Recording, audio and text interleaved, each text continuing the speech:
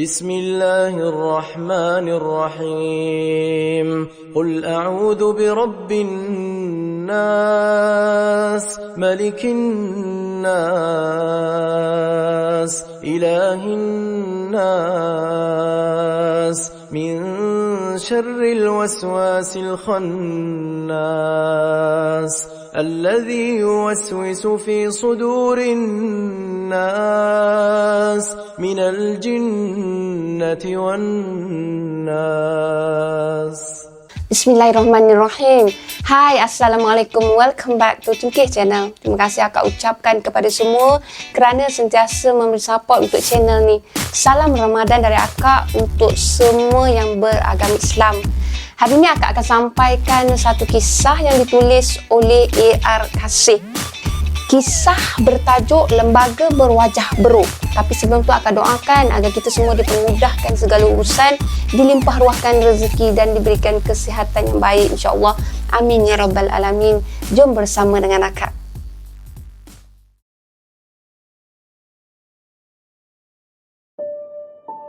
Akak gelarkan kepada seseorang dalam kisah ni sebagai Rahman. Kisah dia macam ni. Rahman dia berada di satu kampung, di mana di kampung tu dia telah menemui seseorang. Maka dia pun berdialoglah dengan seseorang ni. Anak dah sihat sekarang? Alhamdulillah. Seorang pakcik menegur Rahman ketika Rahman selesai menunaikan solat asar di sebuah masjid di kampungnya tu. Tak jauh dari Pekanlenggung. Perjalanan dari Kuala Lumpur nak ke kampungnya tu agak jauh, menyebabkan Rahman ni akan berhenti singgah dekat mana-mana masjid untuk menunaikan solat. Jadi Rahman dia memandu seorang diri je. Isteri dia dah pun balik sehari lebih awal bersama dengan adik perempuan dia Dahlia dan juga suami adiknya tu namanya Fairuz. Alhamdulillah sihat. Kita pernah berjumpa ke pakcik? Tanya Rahman pada pakcik tu. Rahman dia syak, pakcik ni dah salah orang ni. Sebab Rahman tak pernah pun mengenali atau berjumpa dengan pakcik tu. Anak ni pegawai YB Haji Azman kan?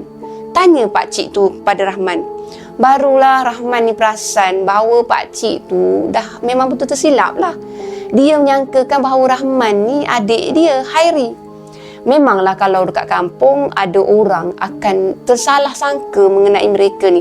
Walaupun pada Rahman mereka dua beradik tu tak adalah seiras sangat, tapi ada je lah yang salah sebut kan. Adik abang macam tu.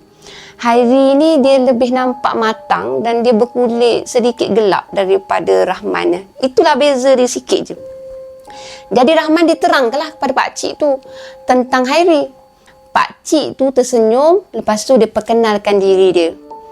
Nama dia Pak Hamid. Dia bertugas sebagai siak dekat masjid kampung tu. Rahman dia bertanyalah pada Pak Hamid, kenapa dia bertanya tentang kesihatan Hairi masa mula-mula dia menyapakan Rahman pada awal tadi. Belum pun sempat pakcik tu nak jawabkan persoalan Rahman tu. Pakcik tu dipanggil oleh beberapa orang jemaah masjid. Rahman dia bagi tahulah bahawa dia akan tunggukan pakcik tu dekat tempat duduk luar masjid tu. Pak Hamid dia menuju ke arah jemaah yang panggilkan dia tadi. Mungkin ada perkara yang perlu diselesaikan lah sebagai siak dekat masjid tu kan. Jadi tak apalah, biarlah pakcik tu pergi dulu. Tak lama selepas tu Pak Hamid datang balik dekat Rahman dan dia duduk di hadapan Rahman. Sebenarnya minggu lepas adik awak ada mengikut YB Haji Azman ke sini. Ada program tazkirah agama selepas solat maghrib di masjid ni. Kata Pak Hamid, dia mulalah bercerita kepada Rahman. Semasa tazkirah tu, pakcik duduk dekat depan bersebelahan dengan penceramah. Dekat sangatlah. Pandangan pakcik tu menghadap para jemaah dengan pintu masjid ni. Jadi nampaklah kawasan luar masjid sehingga pintu pagar masjid ni. Terang Pakcik Hamid lagi ketika tu jemaah mula berangsur pulang ke rumah masing-masing. Tinggallah mereka berdua sahaja di perkarangan masjid pada ketika tu. Masa tu Pak Pakcik nampak satu lembaga duduk mencangkung dekat luar pagar masjid. Besar juga. Dan lembaga tu berbulu lebat. Macam rupa beruk pun ada. Jadi Rahman dia tergamam tau. Dia termenung sekejap. Rahman teringatkan lembaga yang berkepala babi yang muncul dalam bayangan dia ketika Pawang Kahar merawat Hairi tak lama dulu masa Hairi sakit. Ish, takkanlah Hairi kena sihir lagi? Rahman dia tertanya dalam hati dia. Sebab selepas dari kejadian Hairi disihir dan dirawat oleh Pawang Kahar, Hairi sihat je, tak ada masalah pun. Tak ada dengar pula cerita tentang dia diganggu lagi ke, tak ada pun. Pakcik perhatikan lembaga berwajah beruk tu diam, tak bergerak langsung. Mata lembaga tu bulat, berwarna putih, memandang tepat ke arah masjid. Lembaga tu tercegat je kat situ. Masa jemaah bangun untuk bersalam-salaman, lembaga tu masih juga diam dekat luar pagar tu. Sampailah. Tanya Rahman. Dia tak sabar nak mendengarkan kisah dari pakcik tu bercerita tau. Sampailah adik awak bangun, barulah lembaga macam beruk tu berdiri. Pakcik terkejut juga. Tiba-tiba makhluk tu berdiri. Bila pakcik tengok ke arah jemaah yang hadir, pakcik ternampak adik kamu yang baru nak bangun berdiri. Menurut Pak Hamid, dia terus bersalaman dengan Hairi. Dia dapat menceritakan bahawa ada sesuatu yang tak kena pada Hairi dan kelibat lembaga berwajah beruk tu. Tapi Hairi masa tak kelihatan terkejut langsung tau dengan apa yang Pak Hamid sampaikan pada dia. Dia macam dah lali kot. Kemudian dia minta Hairi mencari perawat untuk melihat apa benar ke apa yang dikatakan oleh pakcik tu, apa yang dilihat oleh pakcik tu. Jadi pakcik tu nasihatkanlah pada Hairi. Kenapa pakcik tak rawat terus je adik saya tu? Tanya Rahman. Sambil Rahman menerangkan kepada pakcik tu bahawa Hairi pernah dirawat Pawang Kahar akibat sihir sebelum ni. Pakcik tu cuma boleh nampak je. Nak merawat pakcik tu memang tak pandai. Itu dia jawab oleh pakcik tu macam tu lah. Pak Hamid kemudian itu dia bagi tahulah pada Rahman ni. Masa Hairi dengan YB Haji Azman ni nak balik pada malam tu, lembaga berwajah beruk tu dia bertenggek tau atas kenderaan mereka. Itu menguatkan lagi apa yang difikirkan oleh pakcik tu. Berhubung kait tentang lembaga dengan adik lelaki bongsu Rahman tu. Nanti dah sampai rumah kamu di kampung, perhatikan adik kamu tu. Kalau dia mengadu lenguh di bahagian bahu dia, maknanya benda tu masih lagi mengekori dia. Tapi mustahil lah dia tak sedar. Korang adik-beradik pun ada belajar juga kan? Kata Pakcik Hamid ketika Rahman minta izin untuk meneruskan perjalanan dia. Dia nak baliklah ke kampung dia secepat mungkin. Rahman hanya tersenyum je bila mendengarkan kata-kata Pak Hamid tu. Setelah mereka berjabat tangan dengan Pak Hamid tu semua, Rahman dia pun mulakanlah perjalanan dia untuk balik ke kampung dia. Setibanya dia di kampung, Hairi belum pun lagi balik dari kerja masa tu. Jadi Rahman dia bertanyalah dekat abah dia. Kalau ada atau tak Hairi ni mengadu sakit-sakit badan ke. Abah dia jawab tak ada pun. Rahman dia hanya senyum je masa abah dia tanya, kenapa pula kamu ni bertanyakan tentang Hairi ni? Kenapa ya? Menjelang maghrib barulah Hairi tu balik dari kerja. Lepas tu mereka semua pun solat berjemaah bersama sekeluarga.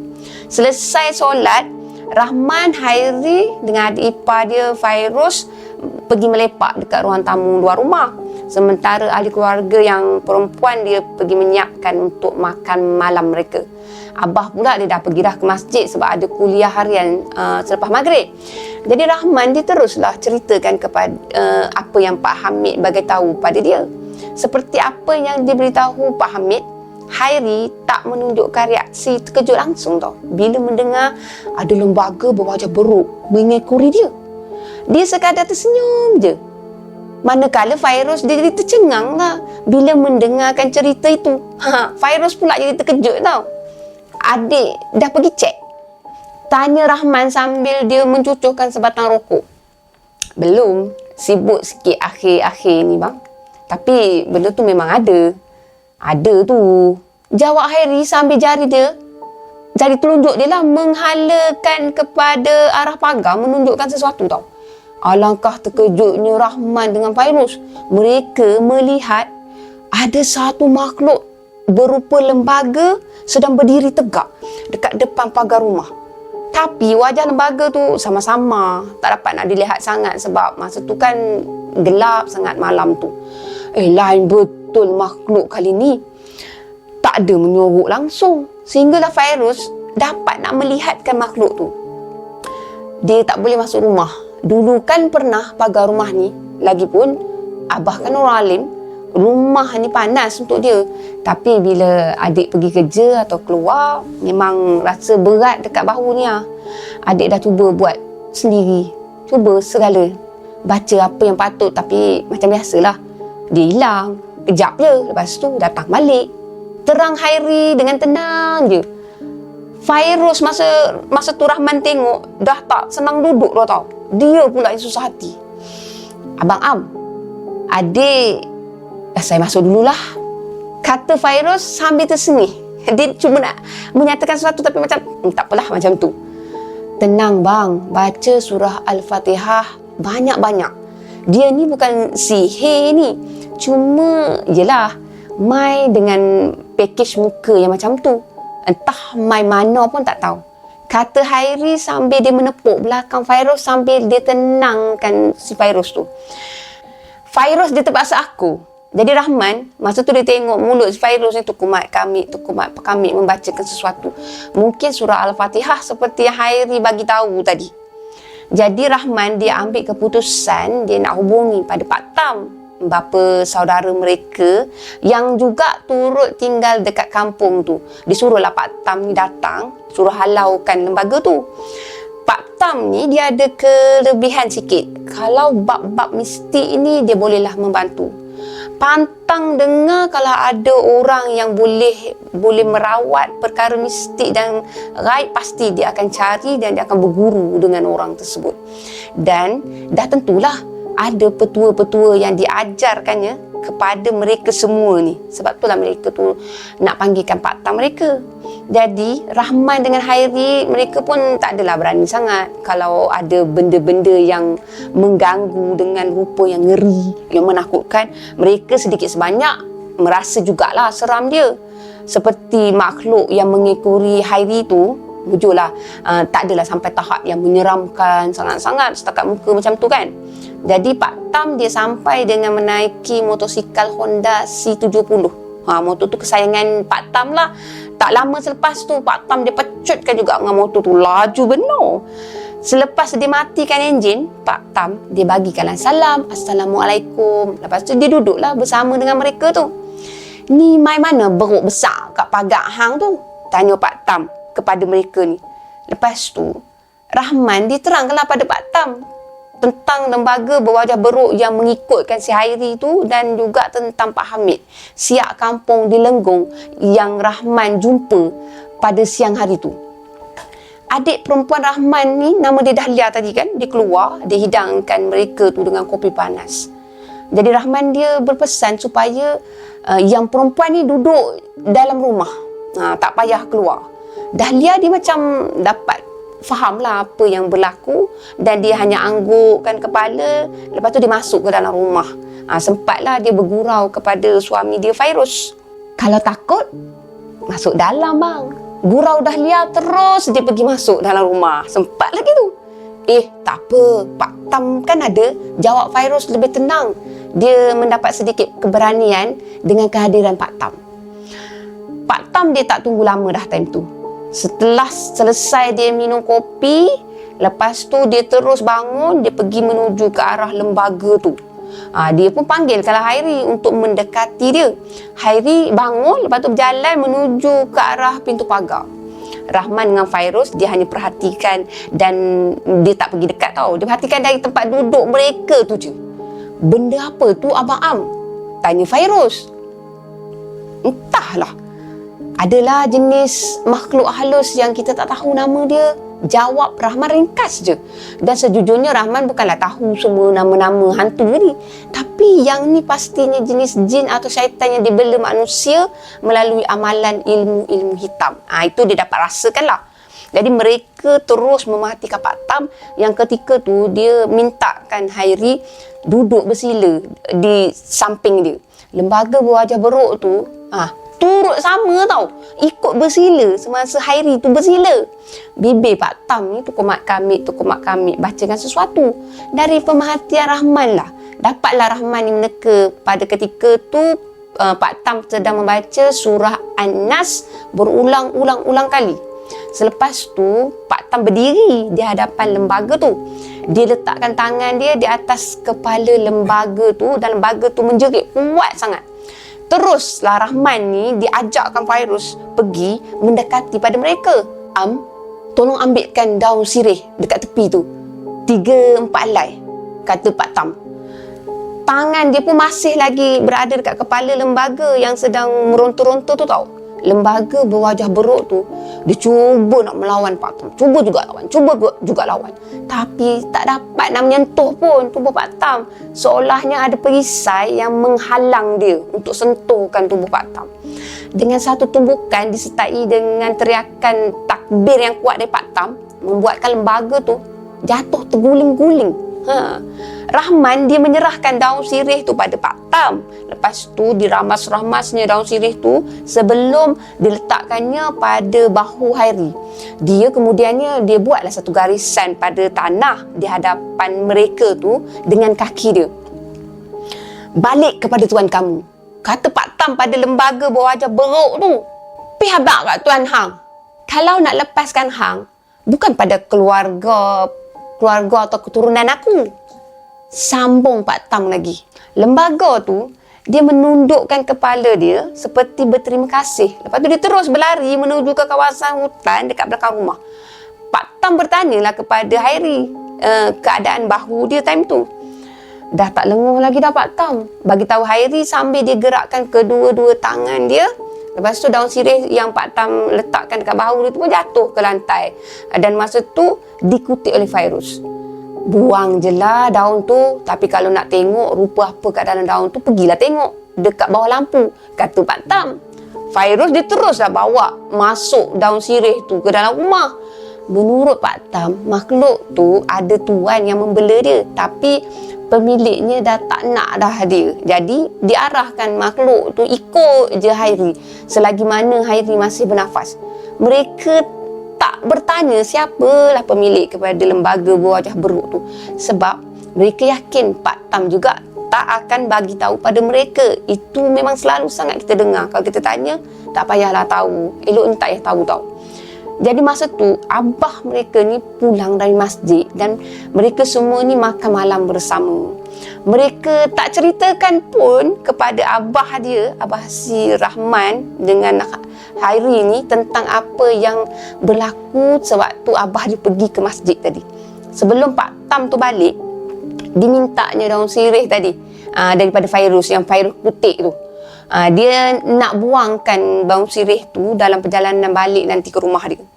Pak Tam berseloroh lah, takut mereka tak tidur malam kalau asyik menatapkan daun sirih tu. Dah nak tengok apa muka kat sirih tu kan, jadi benda lain pula. Jadi mereka bertanyalah pada Fairuz, apa yang dia nampak pada daun sirih tu? Dan jawab Fairuz, muka beruk. Dia jawab muka beruk macam tu je. Itulah pengalaman, kisah dan juga apa yang dikongsikan pada kali ini. Sekian saja untuk kisah pada kali ini. Apa yang baik sama-sama kita ambil jadikan sebagai toladan. Apa yang buruk sama-sama kita ambil jadikan sebagai sempadan. Dalam bulan Ramadan ni kita perbanyakkan pahala, kita jauhkan kepada perkara-perkara yang tidak baik. Terima kasih korang kerana sudi dengar dari awal sampai akhir. Salam Ramadan dari Akak. Bye. Assalamualaikum. Jangan lupa like, share dan subscribe. Bye.